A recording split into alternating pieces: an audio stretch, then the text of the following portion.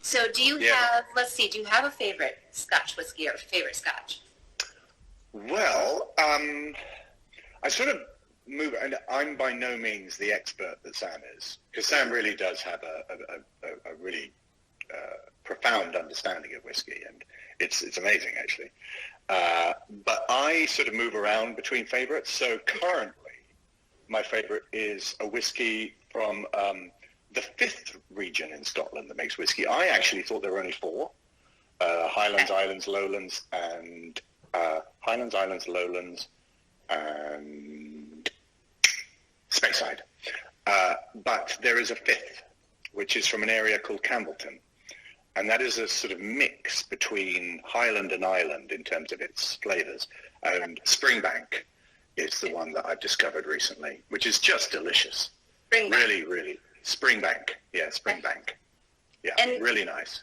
If we were to, because I don't know the difference between Highlands and Islands, what is the flavor profile, or what would we taste, or what's the difference that we would smell? The Islands whiskey is particularly known for its peatiness, that sort of smoky flavor. Some of them can be really powerful, very strong, and some people love them. I mean, some of the more famous ones are like Lafroig, Ardbeg. They have a very, very strong peaty profile in terms of their flavor, and so that's just sort of offset by the Highland profile, which is a little more smooth. It's not so kind of in your face.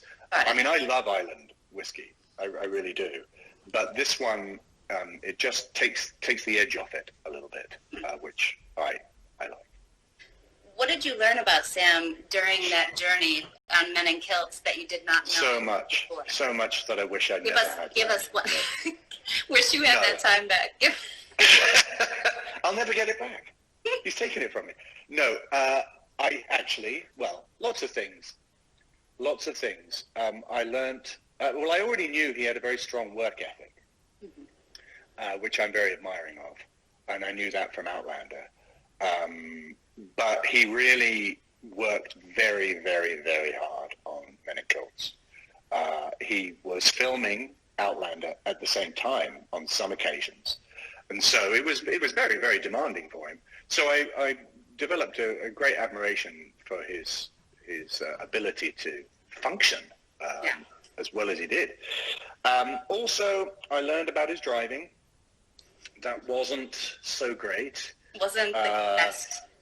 Yeah, I think he got deliberately lost. Mm-hmm. I actually think he did it deliberately, just to wind me up, because I would be telling him, no, we need to turn right here, and he would just sail on as if he hadn't heard me. Did they take Siri away from you guys? Like you didn't have Google Maps, or what was happening there? Well, yeah, there was what could pass as a GPS going on, but the problem with especially the Highlands of Scotland is that it's very remote. Those roads are very, very narrow. So by the time your GPS has said you need to turn right, you've missed it basically.